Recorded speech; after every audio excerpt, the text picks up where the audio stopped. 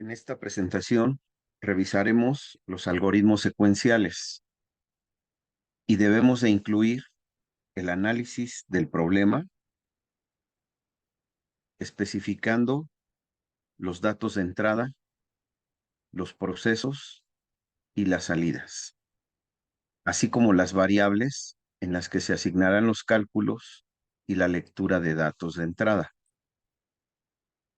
También revisaremos la diagramación, el diagrama de flujo, la prueba de escritorio y finalmente el código.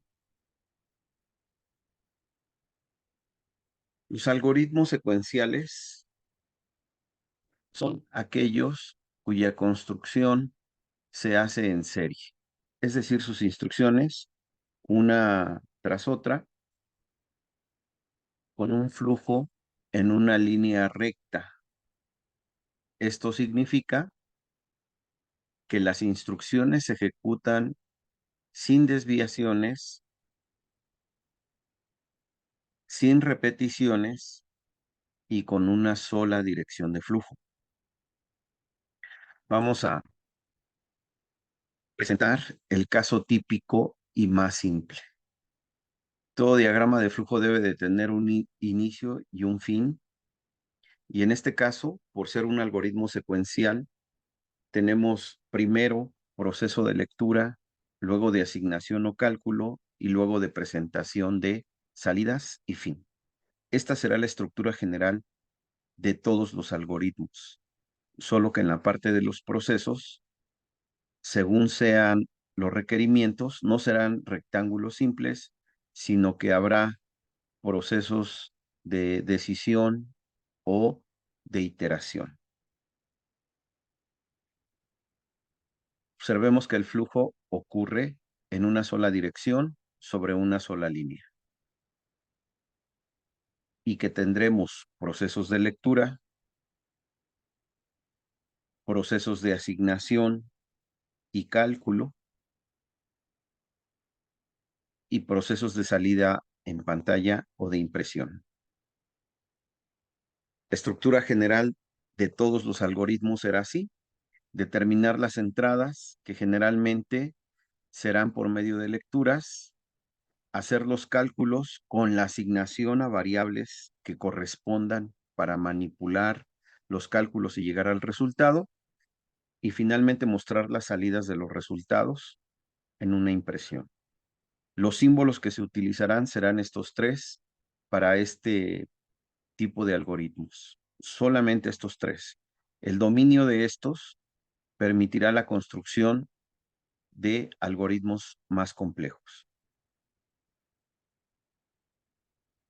Para el análisis del problema, tendremos que hacer una descripción detallada del problema e identificar los tipos de entrada que se leen y o se asignan a una variable. Recordemos que para el manejo de los valores que requerimos para la solución del problema o para la ejecución del algoritmo, necesitamos manipular sus valores, y lo que en realidad manipulamos son las variables. Por lo tanto, se leen los valores, pero además se asignan en una variable y tenemos que definir las variables de asignación. En los procesos, básicamente, vamos a realizar cálculos y asignación. Y también se requieren definir esas variables donde vamos a asignar los valores de los cálculos. Y finalmente, la impresión o salida en pantalla. Entonces, un análisis del problema me debe de decir cuáles son las variables donde voy a asignar los valores de entrada y cuáles son esos valores de entrada que yo necesito para la solución del problema. Y en los procesos voy a especificar los cálculos y las asignaciones o las definiciones también de otras variables de control. y en la impresión especificaré cuál es la salida de las variables que tienen los resultados. La prueba de escritorio es una prueba a mano o una simulación del proceso especificado en el diagrama de flujo.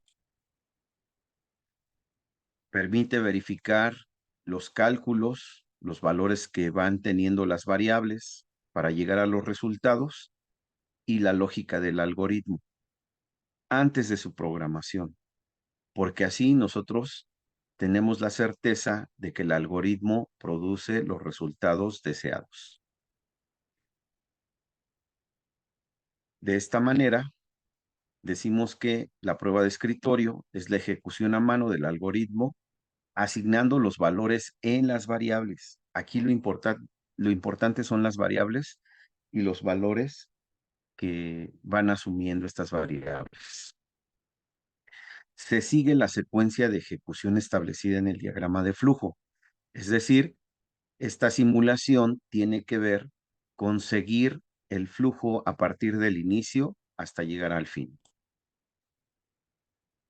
Una prueba de escritorio es un registro o lista de las variables con los valores que van tomando hasta llegar al resultado final. Entonces, cuando nos piden la prueba de escritorio, lo que hay que presentar es el registro de los valores que toma cada una de las variables involucradas y permite identificar las fallas o errores para su corrección y depuración.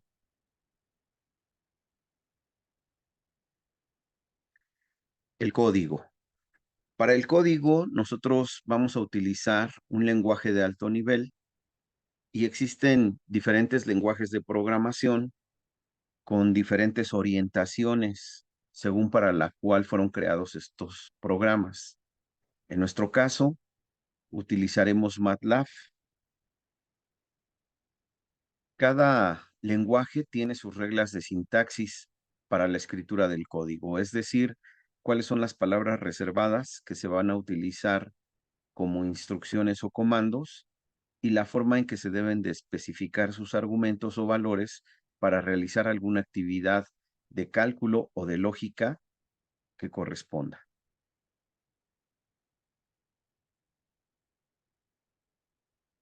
Los comandos básicos que vamos a utilizar para los algoritmos secuenciales son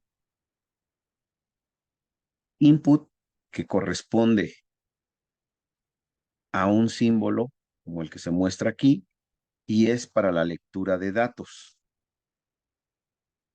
que se escribe como A igual a input. A es la localidad en la que vamos a asignar el valor que se otorgue en este momento por parte del usuario.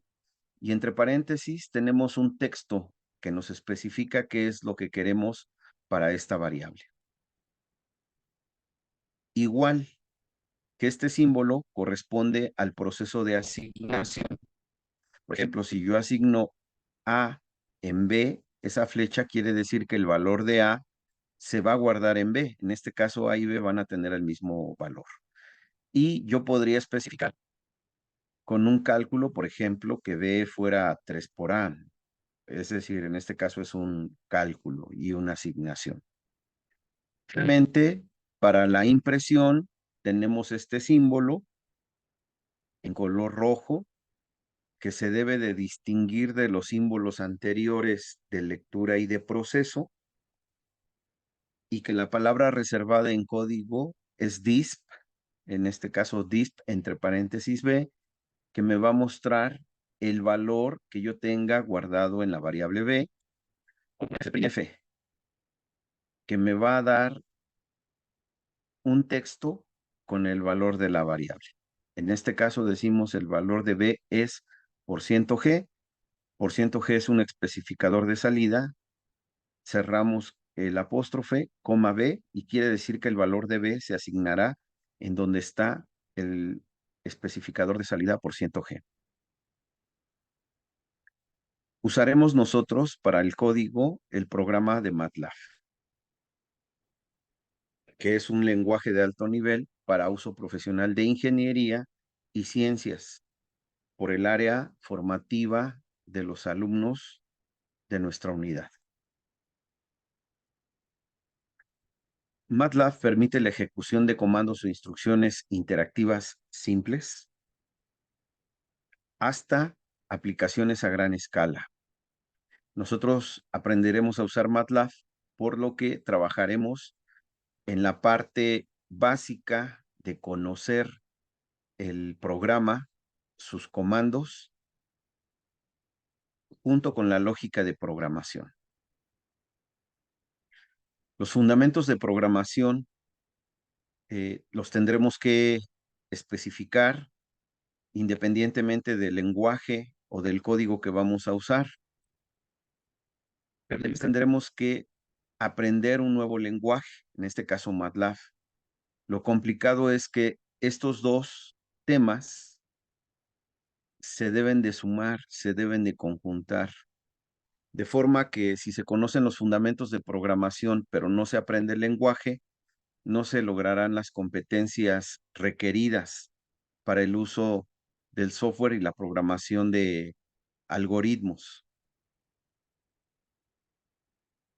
Los fundamentos de programación nos permitirán hacer la representación gráfica del algoritmo en un diagrama de flujo, que es otro tema que tiene su propia complicación. Y si yo tomo la integración de los aprendizajes y del diagrama de flujo, podré hacer la construcción de mis programas en código MATLAB.